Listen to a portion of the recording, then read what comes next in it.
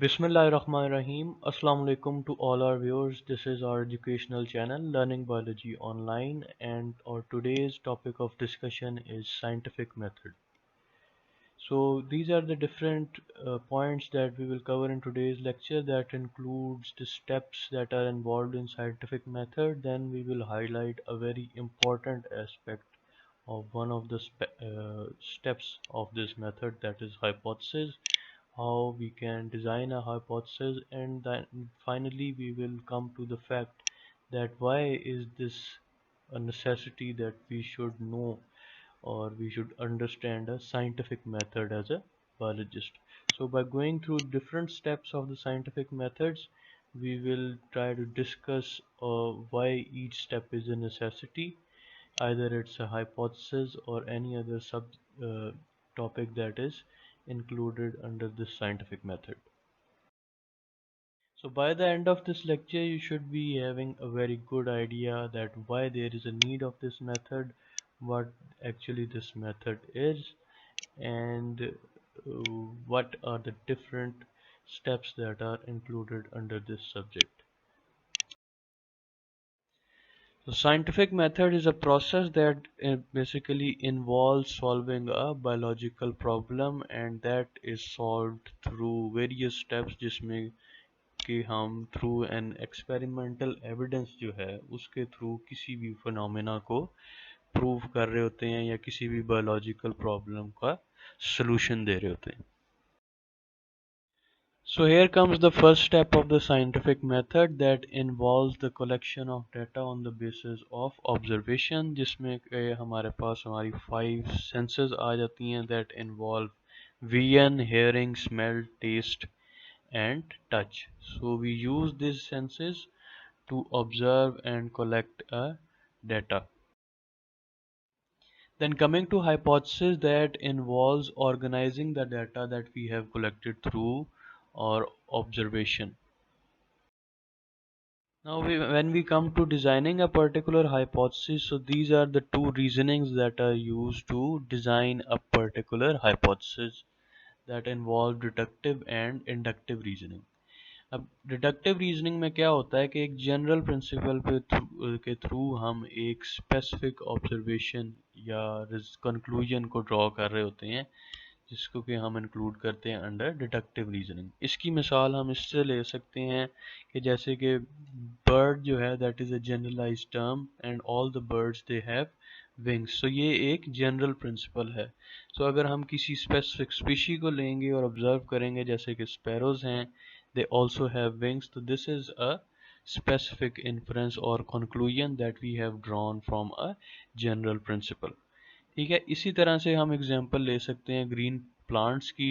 तो जैसे कि हम ये कहते हैं कि ग्रीन प्लांट्स जो है they make their food through photosynthesis, so that is a general principle.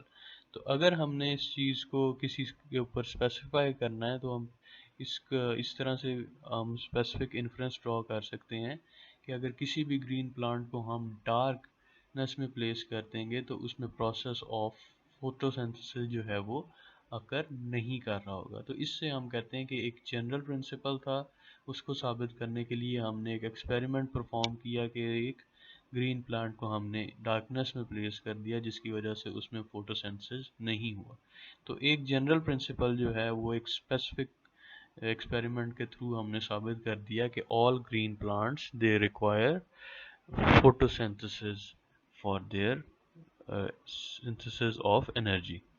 जब हम इंडक्टिव रीजनिंग का कंपैरिजन करते हैं इसके साथ, तो वहाँ हमें पता चलता है कि हम एक जनरल प्रिंसिपल को डेवलप कर रहे होते हैं थ्रू स्पेसिफिक एजम्पशन और a specific conclusion.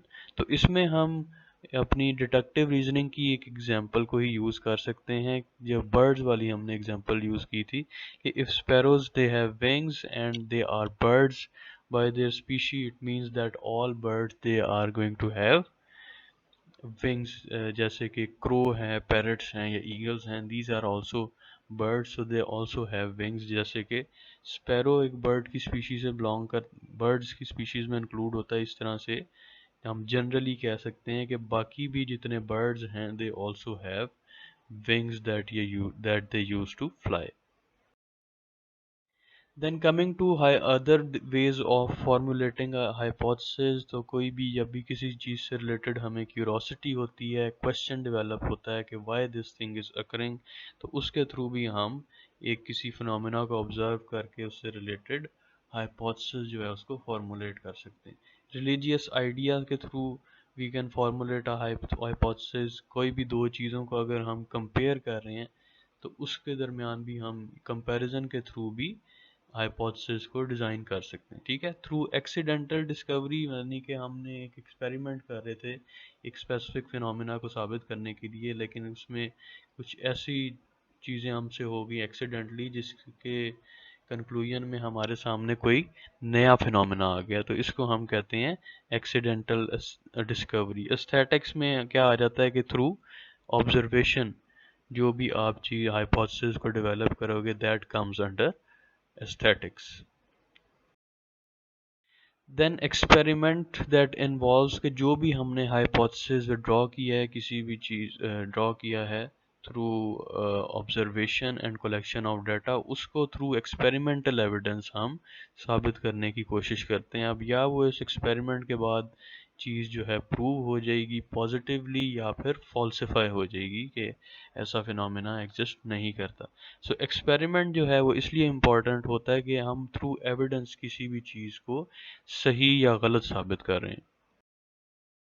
Then once an experiment goes right, तो that then becomes a theory after multiple experimentation। ठीक है, एक किसी भी चीज़ को जिसको हमने प्रूव करना था उसको डिफरेंट तरीकों से एक्सपेरिमेंट करके जब हम ओवर टाइम वो पॉजिटिवली जो है वो साबित हो जाती है, तो then that is called a theory. So that theory we can define it as an explanation of a natural phenomena.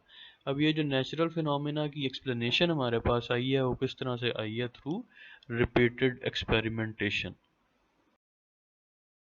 Then we have scientific law that involves an observable declaration that describes a range of naturally occurring processes। यानी कि एक नहीं, जब भी कोई phenomena हमने साबित कर दिया और उससे बहुत सारे नेचुरल फिनोमेना के ऊपर वो अप्लाई हो सकता है ओवर पीरियड ऑफ टाइम, तो इसको फिर हम एक साइंटिफिक लॉ जो है वो बना देते हैं। So this is how a theory is converted into a scientific law. So here you can see the different theories that have been converted into a law। that यहाँ पे आप देख सकते हो an object at rest remains at rest or in motion stays in motion unless acted by a external net force। तो ये basically Newton first law of motion है जो कि फिजिक्स में ज़्यादातर हम पढ़ते हैं। सेकेंडली आप जो एग्जांपल दे सकते हैं that is an example of third law of Newton that says that every action has an equal and opposite reaction। तो ये multiple experimentations के बाद over the years ये जो theories हैं ये convert हो गई into law when we came to know, when scientists basically came to know कि किस तरह से ये phenomena different experimentation के बाद भी सच साबित हो रहा है। so this theories were converted into law। So hope you have understood what biological method is and what is the significance of the different steps that are included under it. So do like our video and share it with your colleague if you find this video interesting, and in the comment section do mention if you have any question relevant to the topic that we have discussed in this video. And finally, do not forget to subscribe to our channel and click the bell button so that you can receive the latest notifications of our video on regular basis. Thank you very much.